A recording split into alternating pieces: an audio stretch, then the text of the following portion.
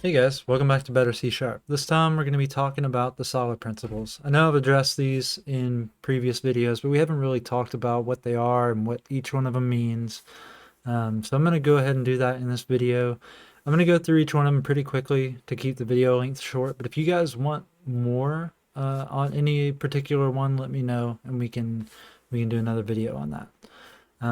So I have some examples here, of course, and we're going to get right into it. So this one is actually from my last video. I went ahead and fleshed out exactly what it might do. I haven't ran this code or tested it, so who knows if this actually works the way it's supposed to, but let's just assume that it does.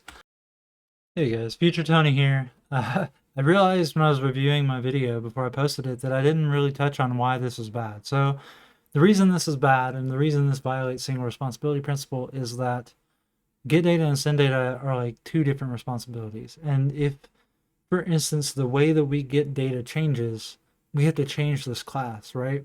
And this class is simple, and so making that change may not seem all that intimidating, but like if this were a more complex class with more member variables and more methods, like the chances that you're going to screw something up with send data become increasingly more like valid. So we don't want things that have separate reasons to change to live in the same file. And so that's why we're going to change this.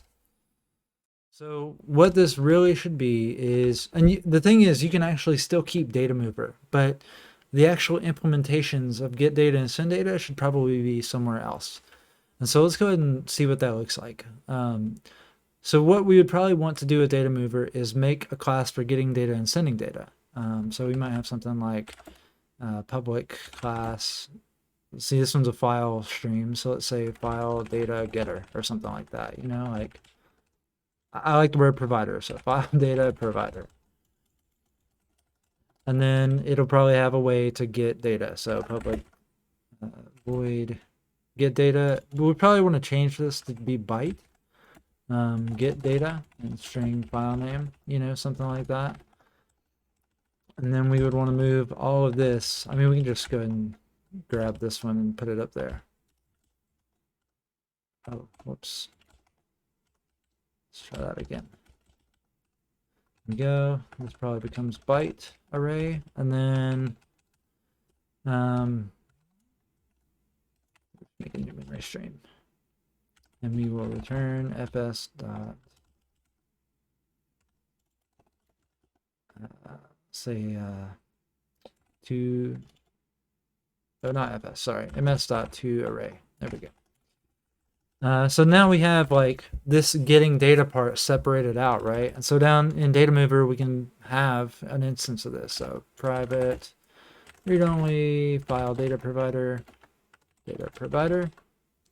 And then we probably want to take that in a constructor, right? So we'll generate a constructor there using OmniSharp. And then the send data, probably the exact same thing. And so we probably want to pull this out into another class as well. So public class data sender. And this one uses a web client. So maybe we say web client data sender. And we'll just, well, I lost my copy paste. Give me one sec. Public class web client data sender. Okay. And then instead of only taking the IP address, we could potentially take in data here as well. So we'll just say byte data for now. We probably want to move that around, but we'll see. And so now data mover becomes, it has one responsibility now, which is just moving data. It doesn't care about like how you get the data and how you send it. So you might want to have down here public void move data, right? And you probably want something like web client data sender, and we'll bring that in the constructor. And now we can just say, hey, bytes equals data provider dot get data. And then we can send it using our data sender. Data sender.send data. And then, you know, wherever it needs to go or whatever. So do we have, yeah, we took in a file name. So we could even have a private read-only string file name if we wanted, but that's like still leaking those responsibilities into this class. So really we want to bring it up here. So we want to, instead of doing this, private read-only string file name. I have a constructor for that. I'm trying to move faster because we have a lot to cover in this video. Here we go. File name does not exist.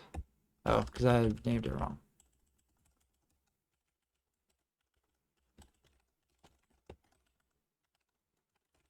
There we go. Okay, and so now, like, the file that we get it from comes in with the file data provider instead of us saying where to get it in here. So we just call get data. And then send data should be the same way. So instead of having these as arguments, we could just, well, at least this part, we can just say, hey, private read-only string IP address, I guess. Probably don't want to use the string to store that, but that's okay. We're just demonstrating a point here. Generate that constructor, and we'll use it.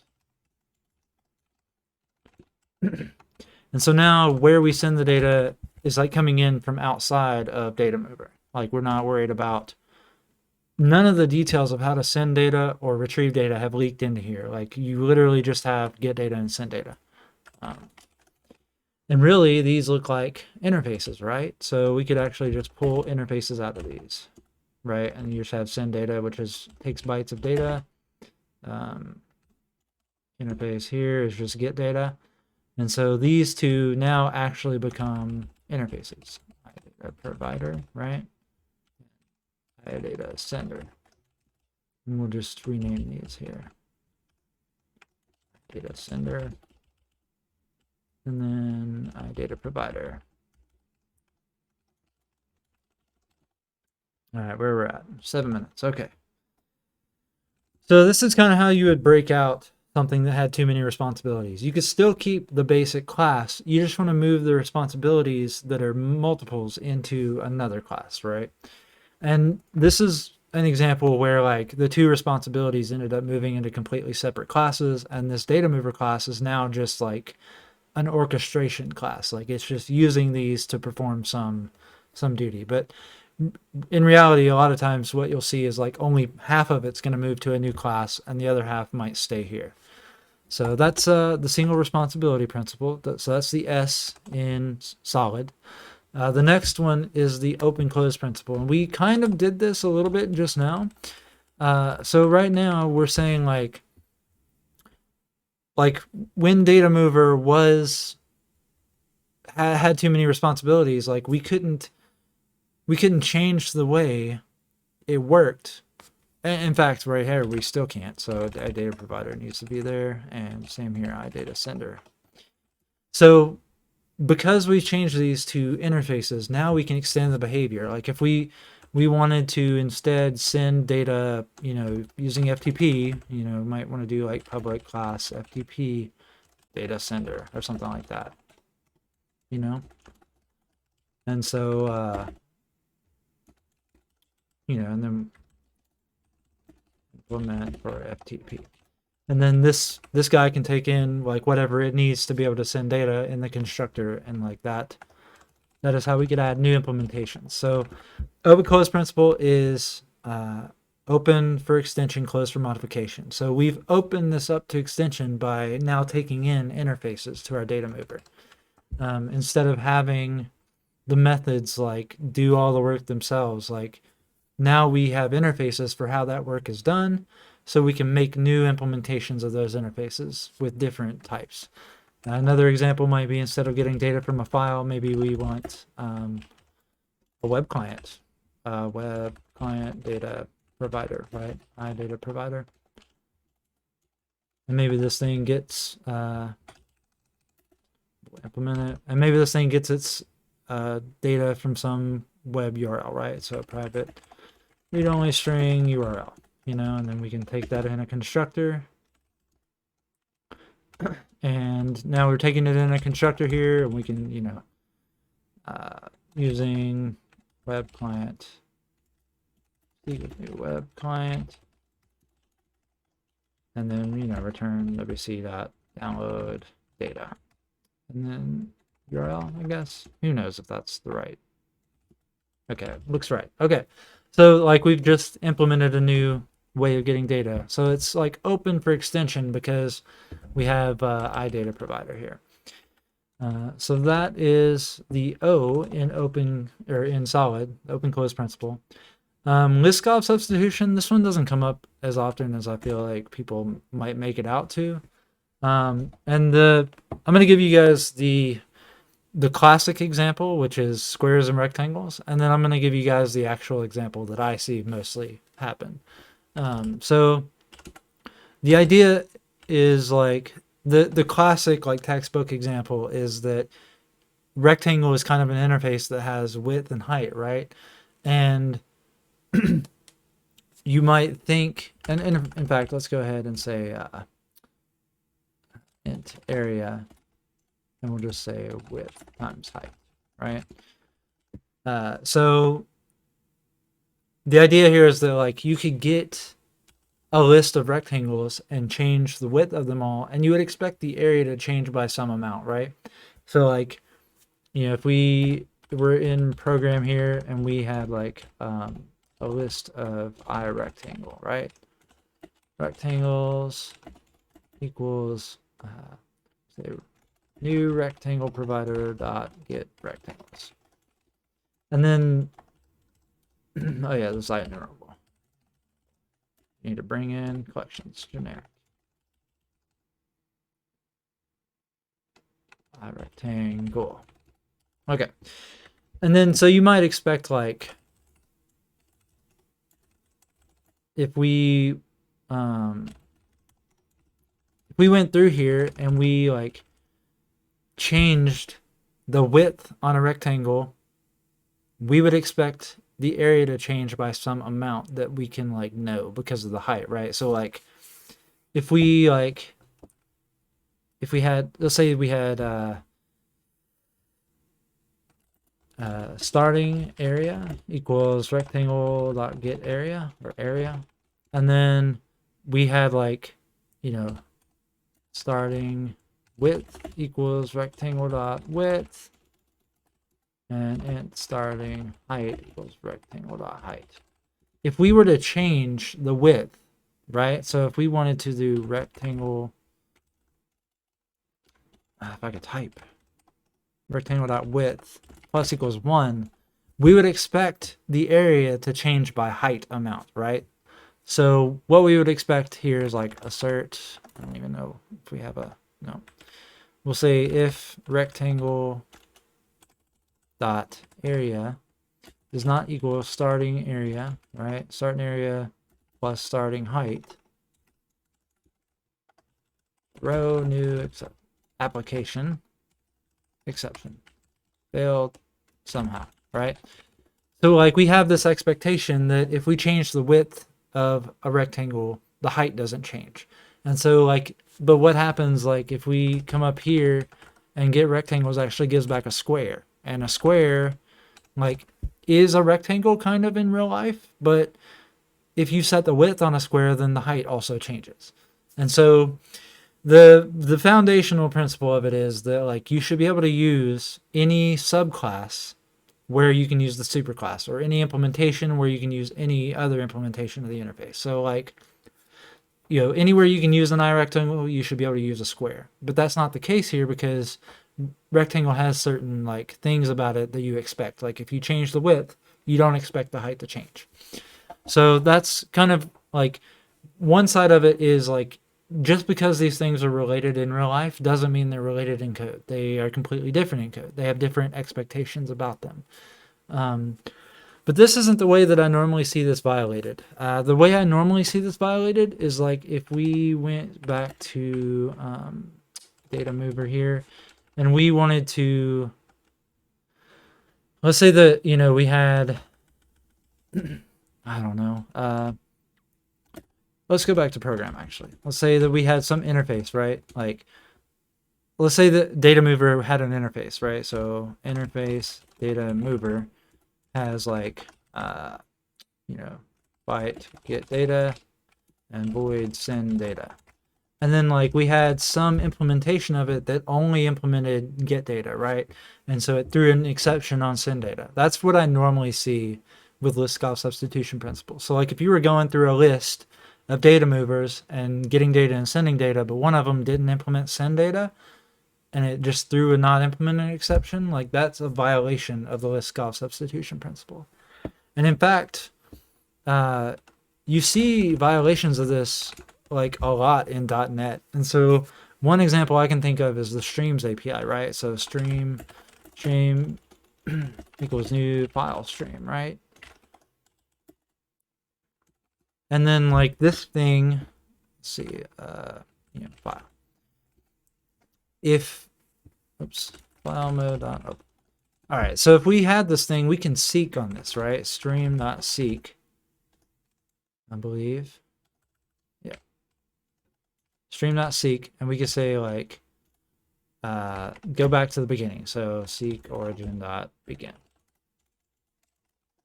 And that's great. This works. But if, for instance, the stream were a new HTTP stream or web stream, network stream. Let's go ahead and pull in that. Apparently I'm recording a macro. What do we have? Socket. So we'll say new socket. What do we have here? We'll just say new socket. It's fine. What we end up with though is like if we go to the seek of network stream,